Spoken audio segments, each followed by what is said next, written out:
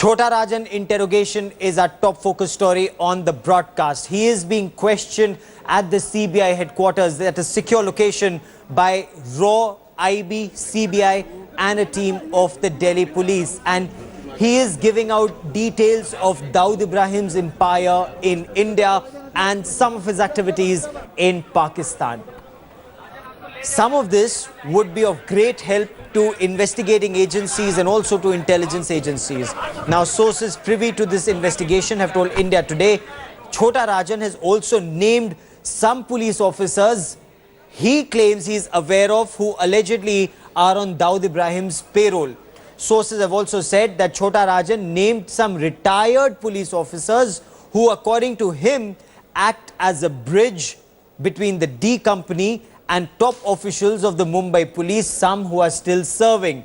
Chhota Rajan is also learned to have said the reason he wasn't willing to go to Mumbai was because he feared for his life. Let's listen in to what Chhota Rajan had told India Today about some Mumbai police officials being on Dawood's payroll. Bombay police ने मेरे पर बहुत अत्याचार किया है, तो दिल्ली सरकार should भी वो नजरिया से देखते हुए मेरे साथ न्याय करे।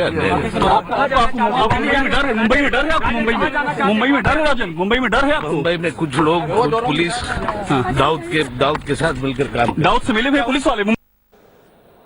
Now, Dawood Ibrahim's former lawyer Shyam Keshwani has made a sensational claim. He says even Dawood Ibrahim was willing to surrender along with Chhota Shakil. In fact, Dawood Ibrahim had sought exactly the same deal that was given to Chhota Rajan. Dawood Ibrahim, according to Shyam Keshwani, feared for his life in Mumbai. He didn't want to be lodged in Mumbai's Arthur Road jail. He instead wanted to be in Delhi. According to Shyam Keshwani, Chhota Shakil was in touch with some people who, according to him, could have been the go-between Dawood Ibrahim and the government. Let's listen in. Shyam Keshwani speaking exclusively to India Today's Vidya. Dawood has been knocking at the government's doors for last so many years. In fact, Chhota Shakil met Mr. Jethmalani in London and told him we are ready and willing to come if you don't keep us in the Arthur Road jail because we have many enemies. This is what they have been saying right from last so many years. So why didn't the government take them up on this? Why didn't they do it? Tell me. India Today's Mustafa Sheikh now joins me with the latest. Mustafa, there were whispers that Dawood Ibrahim wanted to surrender. He wanted to come back to India. But what are your Mumbai police sources telling you about Shyam Keshwani's claims? Basically, this point previously had come up that Dawood Ibrahim at some point of time was trying to come back to India, but the political will at that point of time was against it. They didn't want to give any luxuries or any powers to Dawood Ibrahim. They didn't want any of his conditions to be met, and that's why that deal didn't happen. And that's what Shyam Keshwani has revealed today. Basically, while giving an interview to India Today, he has said that Dawood had put forward same conditions. So if Chhota Rajan, who has now claims to be arrested and then he has been brought to Delhi and all the cases have been transferred to CBI and there is one nodal agency and he will be kept in a bungalow for investigations. So this is the same privilege which Dawood Ibrahim was also asking few years back. So the question which lawyer Shyam Keshwani has raised is very valid, and that is that why there is a double standard when it comes to diplomatic things of the country, and if Dawood Ibrahim still is ready to come on the same conditions, should there be a negotiation between the Indian agencies and Dawood Ibrahim. So this point will be raised now because it's a new thing which has happened yesterday, that CBI has been made a nodal agency and they have termed this as transnational crimes, and all crimes of 75 cases will be investigated by one agency. So can this happen in the case of Dawood Ibrahim also, because he is the most fugitive after Chhota Rajan? Dawood Ibrahim the most wanted for the country. So whether similar things can happen, similar situations can take place in the case of Dawood Ibrahim also are the questions which have been raised by Shyam Keshwani today.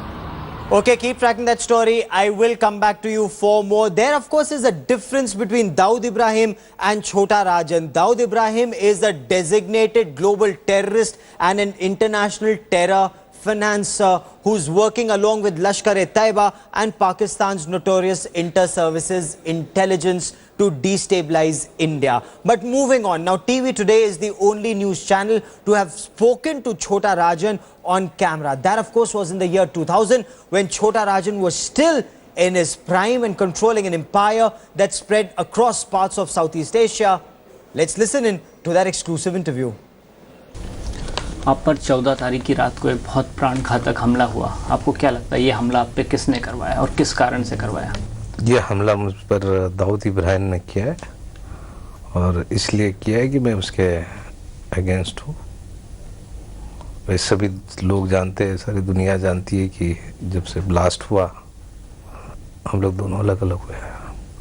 क्या कारण था? एक ज़माने में आपकी और दाऊद की बहुत दोस्ती थी, दोनों साथ साथ भी काम करते थे, लेकिन ऐसा कौन सा मुद्दा आ गया जिसके कारण आप दोनों अलग अलग? यही मुद्दा था कि इन्होंने दुश्मन मुल्क से, पाकिस्तान से हाथ मिलाकर हमारे देश से गद्दारी कर कर हमारे देश पे तबाही मचाई, इस तरह के ब्लास्ट करवाए, इसलिए मैं उनसे अगेंस्ट हुआ। उसके बाद क्या हुआ आप दोनों के संबंधों में? खासकर आप अलग हुए, वो अलग हुए, तो ऐसी क्या बात हुई? जैसे लोग आपके बारे में कहते हैं कि आप भारतीय हितों के हिसाब से काम करते हैं, तो ऐसे कौन से इंसिडेंट हुए जिनको आप गिना सकते हैं कि... जी, जैसे मैं मिसाल के तौर पर मिर्ज़ा बेग है, मिसाल के तौर पर MK मजीद खान, क्या नाम उसका था, 3-4 लोग ब्लास्ट वाले मारे गए थे और वो आपने उनका मेरे आदेश पे। क्यों आप उनको सबक सिखाना चाहते थे जो ब्लास्ट से जुड़े हुए जी लोग? बिल्कुल, हमारे देश में इस तरह की गद्दारी करेंगे, ऐसे इनोसेंट लोगों को मारेंगे तो कोई तो होना चाहिए उनको सबक। क्या आपको भरोसा नहीं था कि हिंदुस्तान का कानून इतना सशक्त है कि वो उनको पकड़ लेगा? नहीं है, था भी नहीं, अब नहीं है कि उनको उस तरह का न्याय मिलेगा जिस तरह मिलना चाहिए। आज 93 से 10 साल हुए, मेरे ख्याल से कितने साल हुए? 7 साल हुए। आज तक बस चल रहा है। कई लोग जामीन पर आ गए, कई लोगों को पासपोर्ट इशू कर दिए। तो आपको क्या लगता है ये जो हालात हैं भारत में, आपको लगता है कि कुछ लोग वाकई दाऊद से मिले हुए हैं और भारत के हितों के खिलाफ काम कर रहे हैं इंडिया के अंदर रह के? बिल्कुल, इंडिया के अंदर इस तरह के लोग हैं, काफ़ी लोग हैं, और इसीलिए मैं भारत भी जाना नहीं चाहता हूँ। जो एक बात है वो ऐसी कही जा रही है कि आप हिंदू डॉन हैं और दाऊद इब्राहिम मुस्लिम डॉन हैं और हिंदुओं के हितों के लिए आप काम करते हैं और मुस्लिम हितों के लिए वो काम करते हैं। वेरी रॉन्ग, बिल्कुल गलत है ये बात, क्योंकि हिंदू और मुस्लिम का कोई सवाल ही नहीं पैदा होता है।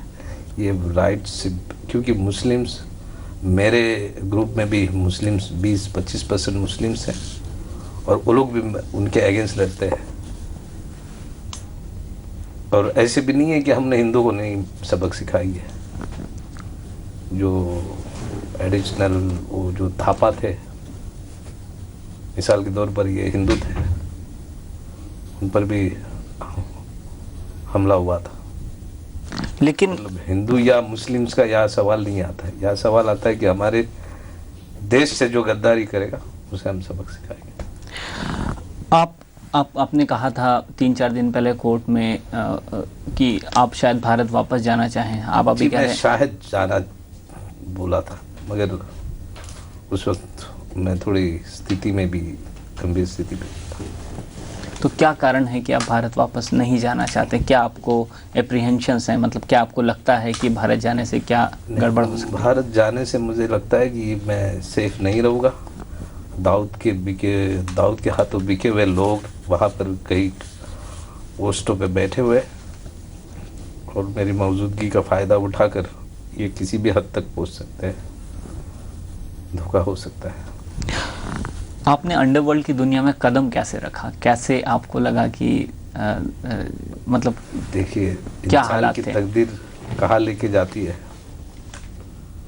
वो जिस तरह लेके जाती है उसी तरह मैंने कदम उठाया। मेरे तकदीर में था वही होगा।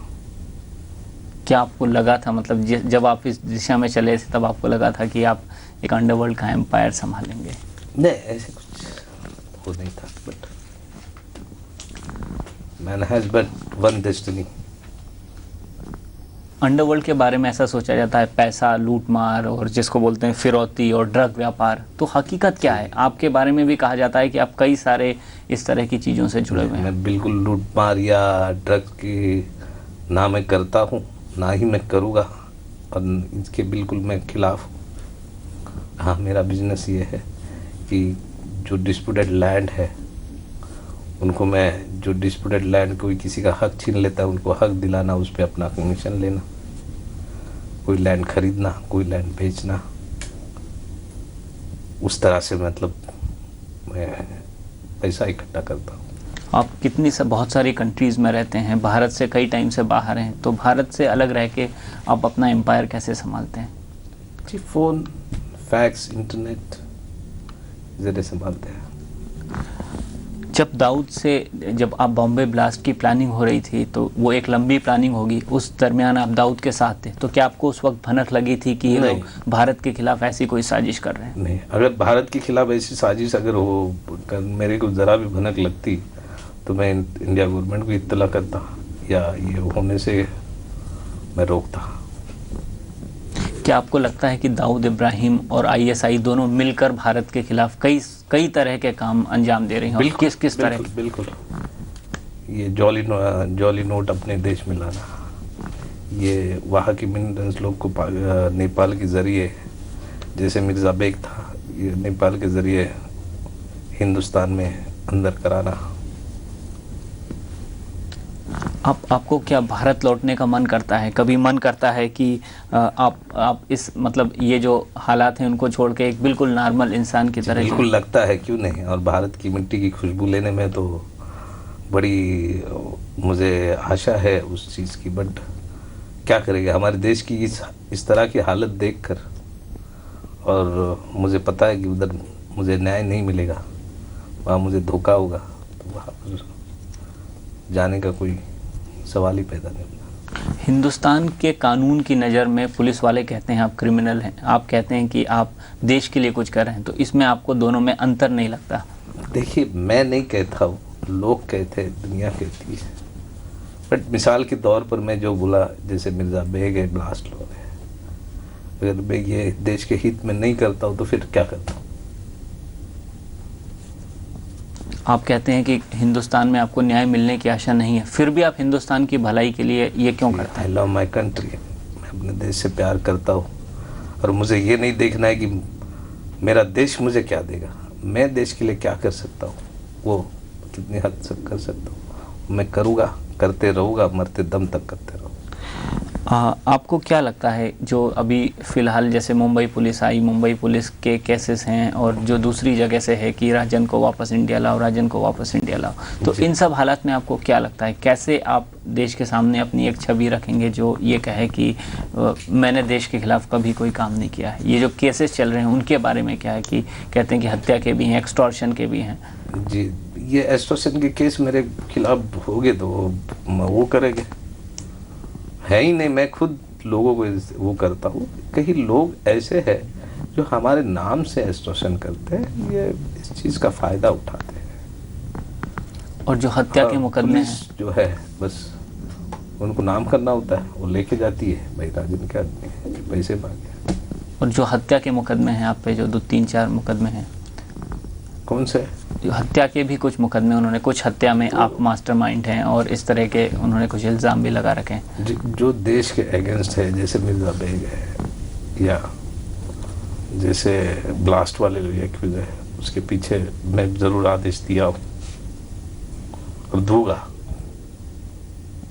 आपके ऊपर दाऊद ने इतना बड़ा हमला कराया, सब जानते हैं कि वो आपकी जान के पीछे है, क्या आपको उससे बदला लेने का मन नहीं करता? बिल्कुल बदला लेने का मन करता है, और भगवान ने चाहा तो ज़रूर बदला लूँगा। Thank you. But as CBI sources tell India today, Chhota Rajan is a gangster and will be treated as such. Nisagama mani pamaga ni pamaga sa ni pamani sa pasa जहाँ तक याद आती रहेगी।